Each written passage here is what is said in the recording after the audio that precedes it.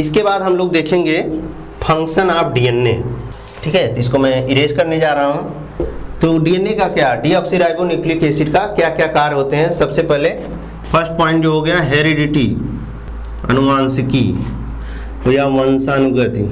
Heredity मतलब DNA क्या करता है, कैरेक्टर को ट्रांसफर करता है, स्थानांतरण करता है। कहाँ से, माता पिता से बच्चों में। दूसरा है बच्चों कैरेक्टर वेरिएशन, माता पिता अपने बच्चे जो है अपने माता पिता से जो भी भिन्नता मतलब क्या होता है कि बच्चों जो बच्चे होते हैं अपने माता पिता से कितने भिन्न होते हैं उसी को क्या कहते हैं, वेरिएशन। वेरिएशन किसके द्वारा होता है, इसी डीएनए में कुछ चेंजेस या न्यूक्लियोटाइड बेसिस के में चेंजेस के द्वारा हो जाते हैं। किसमें, उसके जो कैरेक्टर्स होते हैं वो चेंज हो जाते हैं। तो जो डिफरेंसेस पाए जाते हैं पेरेंट्स और प्रोजनी के बीच में उसे क्या कहा जाएगा, वेरिएशन कहा जाएगा।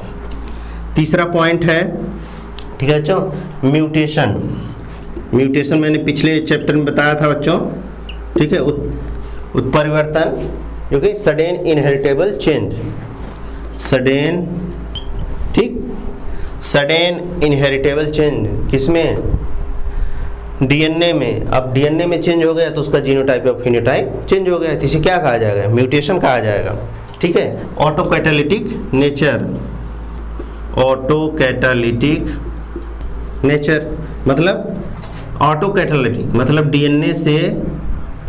डीएनए का बनना क्या कहलाएगा, रेप्लिकेशन। यानी यह खुद से ऑटोकैटालिटिक, खुद से अपना डीएनए खुद से सिंथेसाइज कर सकता है।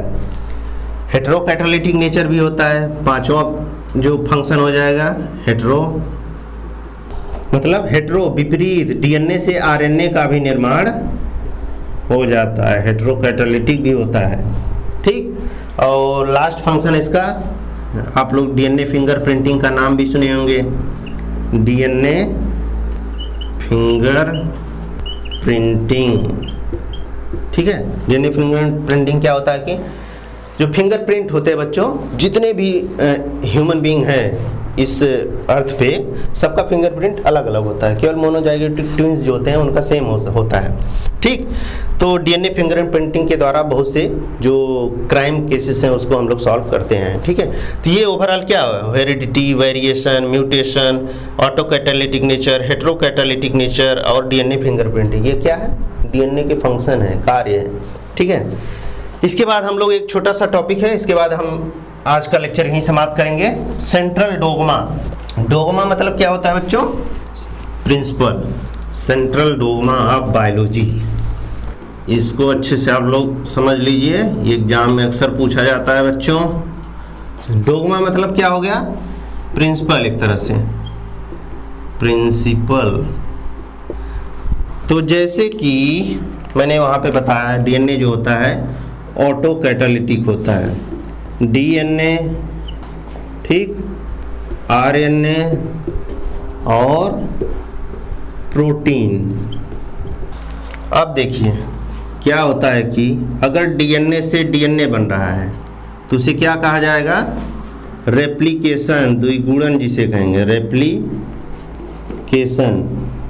और डीएनए से आरएनए का निर्माण हो रहा है तो उसे क्या कहा जाएगा, ट्रांसक्रिप्शन। आगे अभी सब ये सब बताना है, रेप्लिकेशन क्या होता है, ट्रांसक्रिप्शन क्या होता है, ये चैप्टर आप लोगों का अच्छे से बताना है, सब समझ में आएगा। ट्रांसक्रिप्शन क्या होता है, ट्रांसक्रिप्शन मतलब डीएनए से आरएनए की बनने की क्रिया को क्या कहा जाएगा, ट्रांसक्रिप्शन। और आरएनए से जो प्रोटीन बनती है उसे क्या कहा जाएगा, ट्रांसलेशन। ठीक, तो कुछ वायरस होते हैं बच्चों, जैसे कि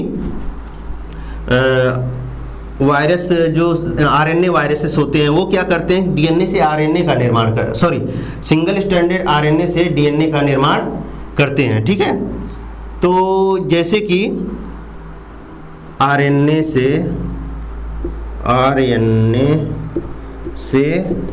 डीएनए का निर्माण करते हैं, तो इस क्रिया को क्या कहा जाएगा, रिवर्स ट्रांसक्रिप्शन। रिवर्स ट्रांसक्रिप्शन, इसकी खोज किसने किया था, इसको टेमिनिज्म भी कहा जाता है, इसको और भी क्या नाम दिया जाता है, टेमिनिज्म। टैमिनिज्म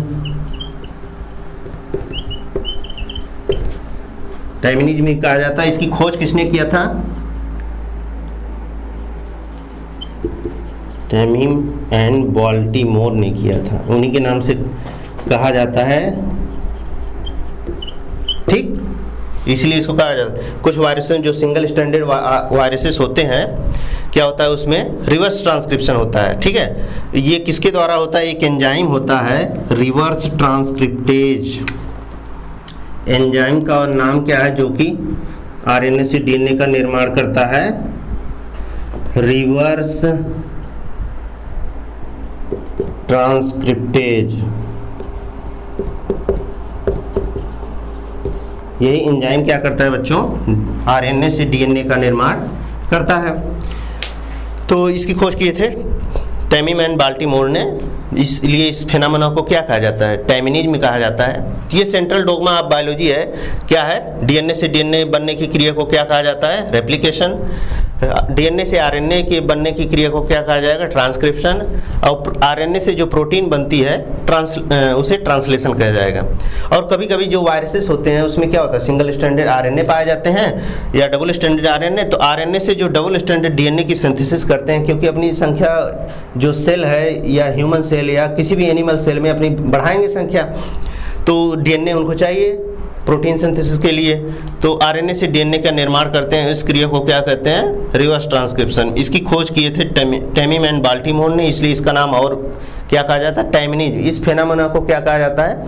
टैमिनिज्म भी कहा जाता है। ठीक है बच्चों, और जो एंजाइम होता है इस क्रिया को करता है, आरएनए से डीएनए को बनाता है, उसे रिवर्स ट्रांसक्रिप्टेज कहते हैं। तो आज के लिए बस बच्चों, मैं यहाँ पे स्टॉप करता हूँ। इसके बाद नेक्स्ट लेक्चर में इसके आगे मैं बताऊँगा चारगाफ रूल्स, और भी ये चैप्टर आप लोगों का सबसे लार्ज चैप्टर है, तो इसको 4-5 लेक्चर में फिनिश किया जाएगा। ठीक है बच्चों, थैंक यू। आज के लिए बस इतना ही।